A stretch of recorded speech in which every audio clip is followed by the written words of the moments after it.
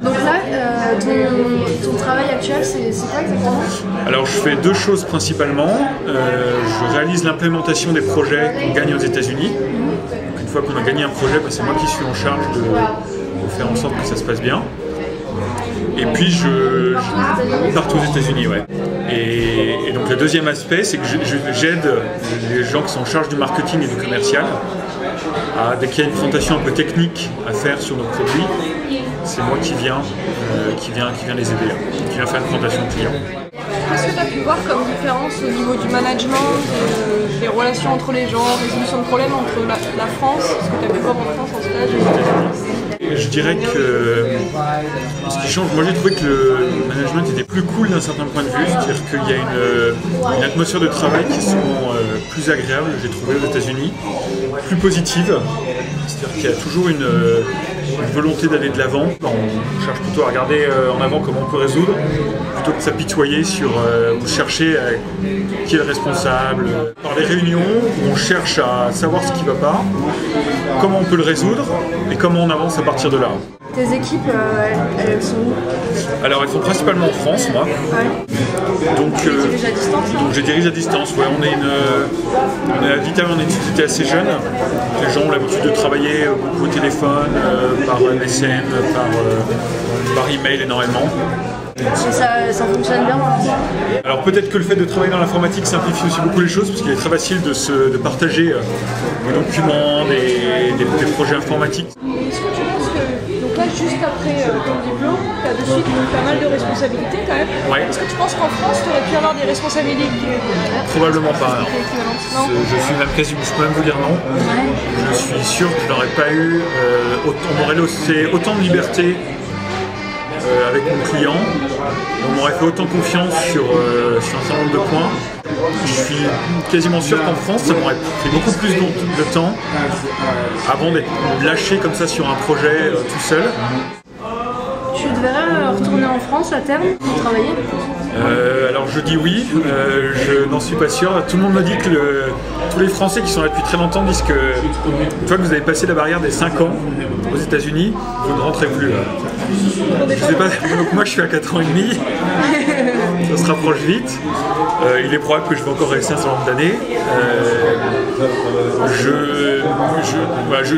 J'ai pas une envie particulière de rester aux États-Unis, ni une envie particulière de retourner en France. Est-ce que tu as l'impression d'avoir plus d'idées depuis que tu es aux États-Unis? Je dirais oui, c'est-à-dire que je pense qu'effectivement il y a on donne plus facilement libre cours à la créativité, ou en tout cas aux idées de manière générale. On peut tester, je pense, beaucoup plus de choses.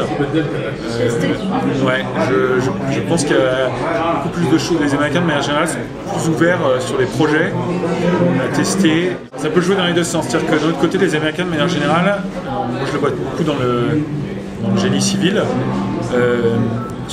ils restent beaucoup dans leur code, dans ce qu'ils ont appris à la base. Par contre, dès que ça sort du problème qu'ils connaissent, là ils ont beaucoup de mal de temps en temps. Et c'est là où les Français sont bons généralement, c'est pour ça que les Français de temps en temps s'expatrient bien. C'est qu'en France on a une éducation et une culture qui fait qu'on est plus du côté système D, c'est-à-dire que ça rentre pas dans ce qu'on a appris, mais c'est pas grave, on va trouver. Okay, ça tient à l'éducation qu'on a, généralement qui est meilleure je trouve qu'aux États-Unis, à un niveau équivalent. On a une culture générale plus large, une culture de scientifique, ou que ce soit marketing, etc., plus large. Et donc généralement, ça marche pas comme ce qu'on connaît, c'est pas grave, on va aller chercher ailleurs. Oui. Les retours que j'ai, c'est que c'est effectivement un peu plus simple de monter sa boîte aux États-Unis. Point de vue papier, s'enregistrer c'est un peu plat. En tant qu'étranger, il faut faire attention parce qu'il faut avoir pour obtenir son visa de travail, il faut un visa d'investisseur ou la green card. Il y a un investissement initial qui n'est pas négligeable et qui varie énormément en fonction de ce que vous voulez monter comme boîte. C'est-à-dire que si vous voulez monter une boîte avec des choses qui existent énormément, si vous voulez monter une garderie aux États-Unis, il faut avoir un dossier qui est béton et beaucoup d'argent derrière. Parce que les Américains vont dire on n'a pas besoin c'est pas très innovant et donc on n'a pas besoin de quelqu'un qui. Donc il faut un capital au départ qui est énorme. Alors qu'à mon avis, si vous commencez dans l'informatique, vous pouvez descendre à du... Je donne un chiffre, je sais pas si c'est juste, mais je pense qu'on a 100 000 $, entre 100 000 et 200 000 $ devraient suffire au début pour monter la boîte. Du coup, dans ton cercle d'amis proches, c'est surtout des Européens, ouais, je dirais, voilà, ouais, c'est surtout les étrangers en général. Ouais. Donc, tu penses que c'est parce que justement vous avez ça en commun aussi, peut-être, d'être...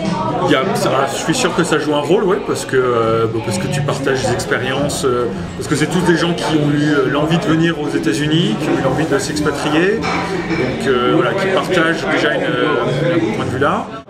C'est pas la même relation avec des Américains qu'avec des Français? Non, c'est vrai que les Américains ont un contact qui est très très facile, très agréable, ils sont très ouverts. Par contre, pour tisser une vraie relation avec eux, c'est beaucoup plus dur.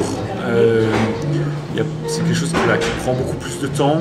Enfin, moi, c'est quelque chose qui m'a frappé aux États-Unis. Je trouve qu'ils ont peu ou pas d'amis d'enfance en fait. Alors, bon, ça tient au fait si vous connaissez la scolarité américaine, hein, elle est un peu plus disparate, je dirais, que par rapport à la France. Aux États-Unis, c'est beaucoup plus flexible sur les cours que vous prenez, sur le cursus que vous suivez. Vous pouvez très bien vous décider. Vous essayez d'arrêter plus longtemps, de prendre des années sabbatiques, ça se fait beaucoup plus, ou de prendre des cours du soir, de travailler des demi-journées, etc. Donc ça tient probablement au fait du cursus. Moi j'ai lu un livre intéressant qui expliquait que les Américains fonctionnent beaucoup au niveau du contrat, contrat de travail, etc. Et en fait, cette chose-là, au niveau professionnel, c'est transposé un petit peu dans la vie personnelle. Si vous allez dans une soirée avec des gens, et ben en fait, il y a un contrat implicite qui dit que vous êtes là pour 4 heures, pour vous amuser, etc. Donc, pour être poli. Donc on va vers les gens, on discute, on échange. Mais une fois que la soirée est finie, en fait, c'est la fin du contrat. Enfin, j'exagère, mais dans de rares cas, vous allez poursuivre ce contrat par une vraie amitié, etc.